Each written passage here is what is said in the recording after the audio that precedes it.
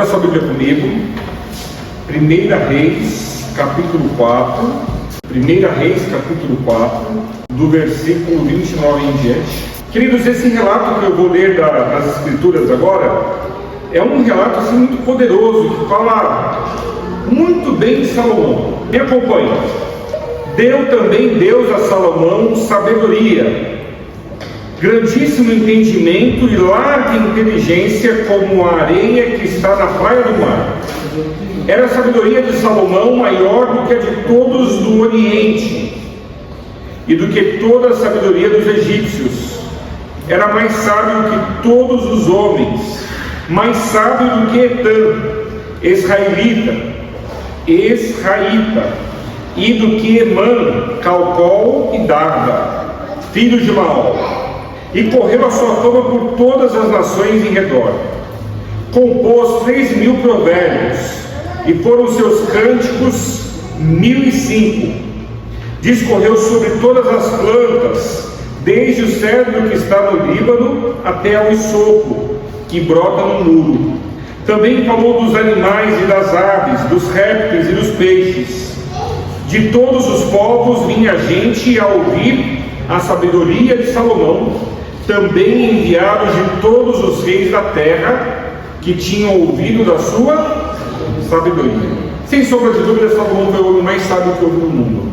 Nunca houve outro tão sábio quanto ele, nem que viveu antes dele, nem que viveu após ele. Salomão foi o homem mais sábio do mundo. Lembra-se da origem dele? Ele nasce de uma união que começou errado. Seu pai, o rei Davi, um dia no palácio, olha pela janela e enxerga lá embaixo, numa casa vizinha do palácio, uma moça que estava tão bem vestida que toda a roupa dela cabia dentro de um dedal. As mulheres sabem o que é o dedal? Eu sei. Aquele negócio de metal que as mulheres usam para poder costurar a mão. Então a roupa de sua mãe cabia dentro de um dedal. O rei deu um jeito de dormir com ela, ela engravidou. O rei Davi deu um jeito de trazer o marido dela da guerra. O marido dela da guerra se recusou a dormir junto com a esposa, que ele disse assim: como que eu vou dormir com a minha esposa se os homens estão lá no campo de batalha matando e morrendo? E o rei decidiu então mandá-lo de volta ao campo de batalha com uma carta. A carta dizia: coloque ele na frente, porque quem está na frente não sobrevive. Nasce uma criança dessa gestação, e essa criança que nasce morre pouco tempo depois que nasceu. Mas depois desse casal tem um próximo filho. Quem é o próximo filho desse casal? Salomão. Salomão é o rei de Israel que substitui seu pai, e a Bíblia fala coisas tremendas sobre Salomão. Nos primeiros anos de reinado de Salomão, ele teve o pedido sincero por sabedoria. Lembra que ele pediu a Deus? E Deus fez o quê? Deus deu a ele sabedoria. O pai dele pediu para que ele construísse o templo, e o que ele fez? Ele construiu o templo. E por ocasião da dedicação do templo, Deus se manifestou naquele lugar, a glória de Deus pôde ser vista. Algo tremendo. Salomão foi muito sábio e ele tinha uma capacidade de julgar fora do comum. Lembra da história das duas mulheres brigando por causa de uma criança? Quando o rei diz assim: olha, vamos pegar a criança, traga uma espada, vamos cortar a criança no meio. Já que as duas são a mãe, cada uma foi para metade. Nessa hora que não era a mãe, disse: tudo bem, me dê a minha metade, tá bom para mim. Mas a mãe disse: não, eu prefiro que meu filho fique vivo nas mãos dessa ladra do que ele morra para dar metade para mim. Então assim o rei soube quem era a mãe, pegou a criança, deu à mãe de fato, devolveu para a mãe de fato essa criança. A extraordinária sabedoria de Salomão também está relacionada com tudo aquilo que ele escreveu da Bíblia. Vocês sabem quais são os livros que Salomão escreveu da Bíblia? Provérbios. Esse foi o primeiro que ele escreveu quando ele estava há pouco tempo como rei. O livro de Provérbios tem muita sabedoria. Você quer ser uma pessoa mais sábia? Leia Provérbios todo dia. São 31 provérbios. Em um mês dá para ler todos os provérbios. Há muita sabedoria. Ele escreveu, tem muito que ele escreveu que a gente não tem aqui, viu, irmãos? Muitos provérbios, o livro de Provérbios não é todo escrito por Salomão. O livro de Provérbios tem partes dele, principalmente no final, que não são de Salomão. Mas Salomão escreveu todos esses outros, mais um tanto que a gente não imagina e que não se sabe onde está. Então ele escreveu muitos provérbios.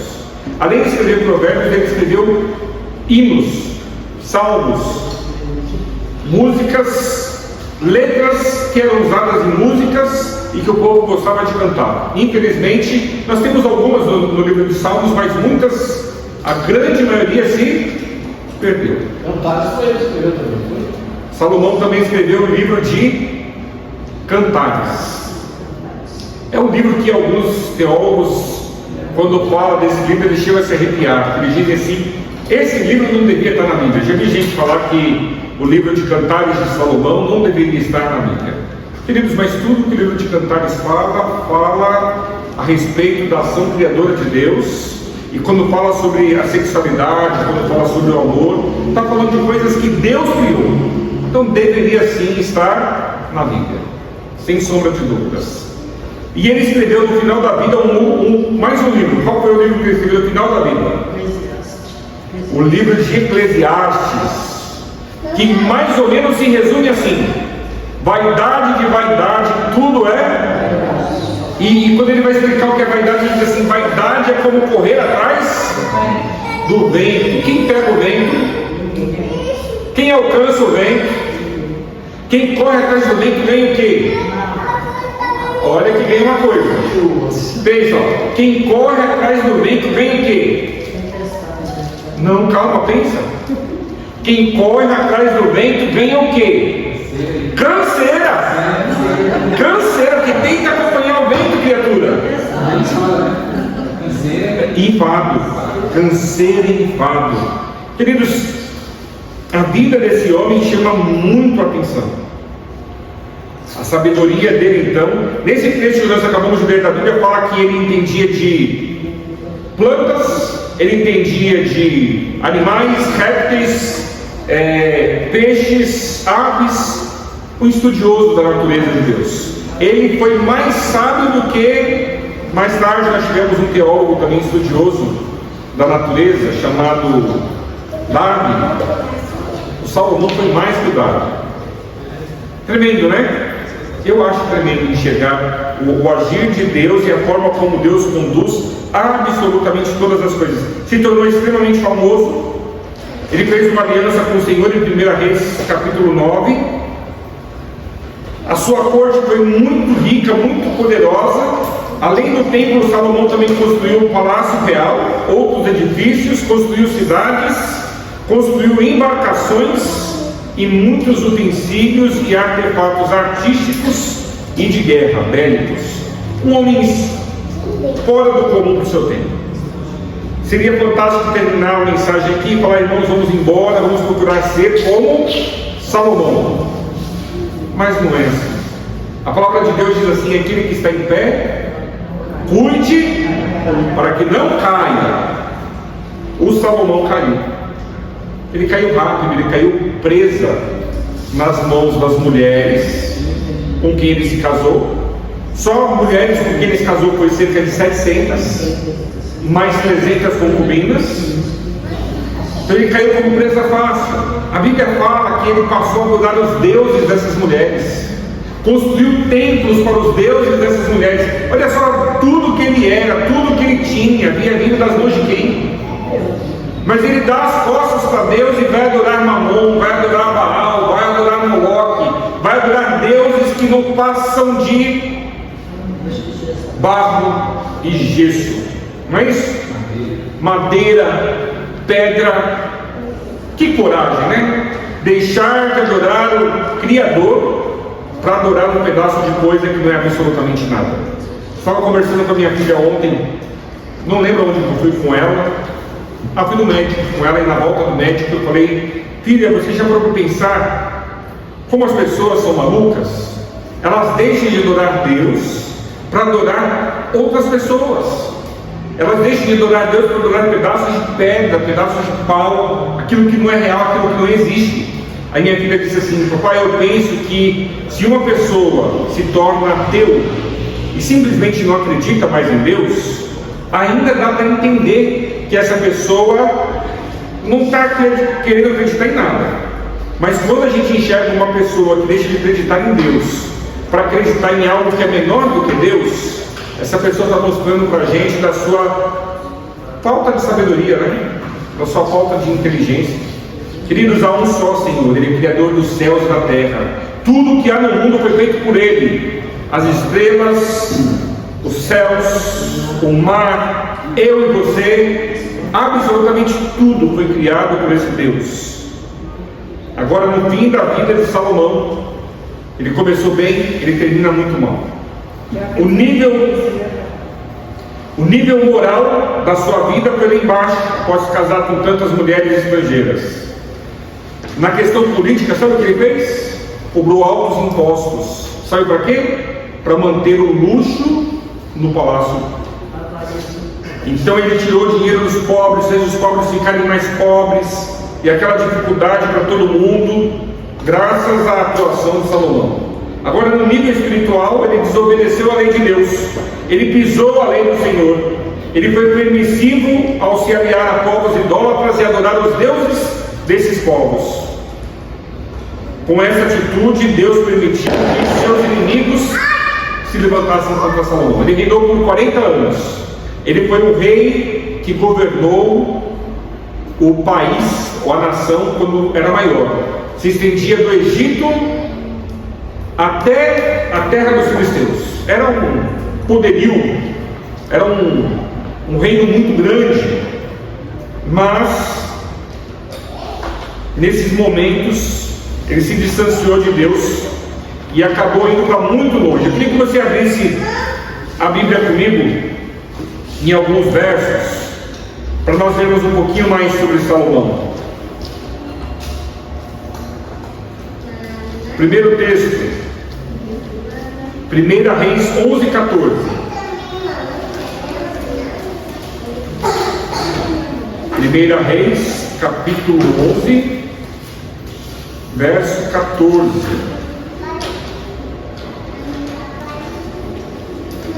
Na minha Bíblia eu leio assim: levantou o Senhor contra Salomão um adversário, Hadad o Edomita. Este era da linhagem de Edom. Então, quando Salomão se distanciou do Senhor, Deus permitiu que inimigos se levantassem contra ele. Lá no verso 4 do capítulo 11, diz assim: sendo já velho, suas mulheres, eu vou ler de novo.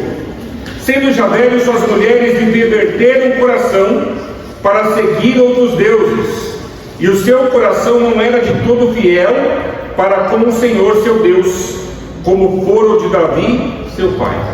Você percebe? Ele se distanciou, ele se perdeu dentro dele mesmo. O coração que antes era tão sábio, cheio de discernimento, se distancia do Senhor em busca do prazer, em busca de vãs teorias.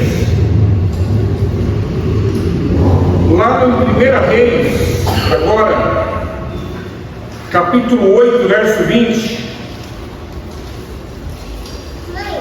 8, verso 20. Nós vemos assim: assim cumpriu o Senhor a sua palavra que tinha dito, pois me levantei em lugar de Davi meu pai, e me assentei no trono de Israel, como prometeu o Senhor, e edifiquei a casa ao nome do Senhor, o Deus de Israel. O mesmo homem que edifica uma casa para adoração ao nosso Deus é o mesmo homem que constrói templos a outras divindades. Chama atenção, né, irmãos? Chama atenção como que o homem pode ir longe, como o homem pode se distanciar. Lá em Provérbios tem um texto de Salomão que quase explica de forma profética o que ele fez para a vida dele. Abre lá comigo, Provérbios capítulo 3.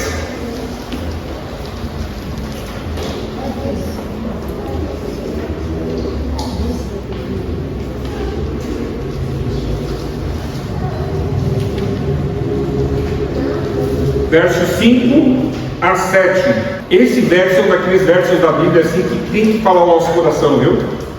Esse é um daqueles versos da Bíblia que a gente não pode esquecer que está aqui. Eu acho que é o assunto mais delicado da Bíblia. Tenho visto muita gente errando nesse mesmo ponto. Eu tenho visto gente boa. Eu tenho enxergado gente que está na igreja há muito tempo errando nisso aqui. Olha o que ele fala, acharam aí? Provérbios capítulo 3, versículos 5 a 7. Se na sua Bíblia não está grifado esse texto, grifa. Grifa pelo menos uma vez a cada semana, uma vez por mês. Leia esse trecho da Bíblia. E se pergunte, será que isso está acontecendo comigo? Confia no Senhor de todo o teu coração e não te estribes no teu próprio entendimento. Reconhece-o em todos os teus caminhos e ele endireitará as tuas veredas. Verso 7. Não seja sábio aos teus próprios olhos. Teme o Senhor e aparta-te do mal. Queridos, foi aqui que ele errou. Ele mesmo deixou o conselho e aqui ele errou. Ele confiou no Senhor? Confiou. Mas o coração dele se perdeu de tanta arrogância, de tanta presunção. Mas se eu sou o homem mais sábio do mundo, que mal tem adorar um pouco a Baal, que mal tem adorar um pouco a Moloque, qual o problema de construir um templo a um outro Deus? E o coração dele se perdeu porque ele achou que ele era demais. Verso 5, 6. Reconhece Deus em todos os seus caminhos. E quando você reconhece a Deus em todos os seus caminhos, Deus vai continuar endireitando as suas veredas. Sabe por que isso? Porque as nossas veredas nunca são retas o suficiente. A nossa vida nunca é perfeita o suficiente. Então nós temos que reconhecer que nós precisamos de um Deus que nos mostre qual é o querer dele para as nossas vidas. Essa é a nossa necessidade, irmãos. Se eu me distancio de Deus e tento conduzir a minha vida do meu jeito, vai dar errado. Vai dar ruim, vai dar errado. E o verso 7, Não seja sábio aos seus próprios olhos. Irmãos, o orgulho é uma tragédia. Não seja sábio aos seus próprios olhos. Teme ao Senhor e aparta-te do mal. Todos os pecados que nós cometemos e todos os pecados que o povo de Deus comete estão relacionados com esses 3 versos. Se nós cuidássemos disso, nós não cairíamos nos erros que nós normalmente caímos e cometemos. Como terminar esse sermão? Salomão foi o que foi, fez o que fez, teve a sabedoria que teve o poder que teve. Pessoas vinham de outros países para poder admirar os seus feitos, os seus palácios, as suas construções. Todo mundo ficava boquiaberto diante de tudo que ele havia feito, mas ele se distanciou do Senhor e foi parar longe demais. Poderia ter morrido longe, não poderia? Mas graças à misericórdia de Deus e à ação do Espírito Santo, ele voltou. E aí é quando ele volta que ele escreve o livro de Eclesiastes. E aí ele fala, vaidade de vaidade, tudo é vaidade. E ele começa a fazer, ele discorre de uma forma que dá até uma tristeza quando você vê os 3 primeiros capítulos de Eclesiastes. Que eles falam assim, meu Deus, para que eu vivo? Aí eu chego à conclusão, vivo para nada. Irmãos, a gente vive para nada mesmo. O que é o ser humano? O que é a vida do homem? Quando a gente muito vive, a gente vive 70 anos, não é isso? E se passa disso, é o quê? Enfado e canseira. O que é a vida? O que eu sou? Não sou nada. O que você é? Você não é nada. Nós somos pó, do pó viemos e para o pó voltaremos. Mas em algum momento da vida parece que a gente se esquece disso e a gente começa a achar que é alguma coisa. Não é isso? Porque eu. Eu o que, querido? Foi Cristo quem disse, sem mim nada podeis fazer. Querido, se Deus não for por nós, qualquer coisa vai nos derrubar. Agora, se Deus é por nós, quem será contra nós? É esse o ponto. Nós precisamos de Deus. Salomão, no final da vida, volta-se para Deus. E eu vou terminar com as últimas palavras de Salomão registradas nas Escrituras. Eu acho que são as palavras mais sábias de toda a Bíblia, viu? Olha que eu amo a Bíblia toda e já li a Bíblia toda diversas vezes. Mas não sei se tem alguma coisa tão sábia na Bíblia quanto esses 2 versículos. Abre sua Bíblia lá comigo em Eclesiastes, capítulo 12. Eu até sei de cor. os versículos 13 e 14. Eclesiastes 12, versículos 13 e 14. De tudo que se tem ouvido, o resumo é: teme a Deus e guarda os seus mandamentos, porque este é o dever de todo homem. Porque Deus há de trazer a juízo todas as obras, até aquelas que estão escondidas, quer sejam boas, quer sejam más. Irmãos, o que é a vida? A vida é um sopro. A gente nasce hoje, passa assim, a gente morre amanhã. O que a gente leva dessa vida? Nada. A gente nasce pelado, careca e banguelos, não é isso? E os felizes dizem que eles morrem também carecas, banguelos e põem uma roupa que a praça não vai comer o caixão. Mas isso é a vida. Você não leva nada. Você não leva absolutamente nada. Para que serve a vida? Para que esses dois versos se tornem reais nela. De tudo que se tem ouvido, a suma é: teme a Deus e guarda os seus mandamentos, porque esse é o dever de todo homem. Um dia, queridos, Deus vai trazer a juízo tudo aquilo que aconteceu conosco, até aquelas coisas que estão escondidas e ninguém sabe. E aí o nosso veredito será dado. Sabe o meu pedido a Deus? Eu nem quero ser sábio. A única coisa que eu peço a Deus é que eu tenha a humildade e reconheça Ele nos meus caminhos, para que um dia eu possa ser salvo. Não é a sabedoria que faz os meus olhos brilharem, não é o dinheiro que vai fazer os meus olhos brilharem, não é o poder que farão com que os meus olhos brilhem. O que faz os meus olhos brilharem é a possibilidade de viver a eternidade. E você? Você também quer viver essa eternidade? E Deus também quer.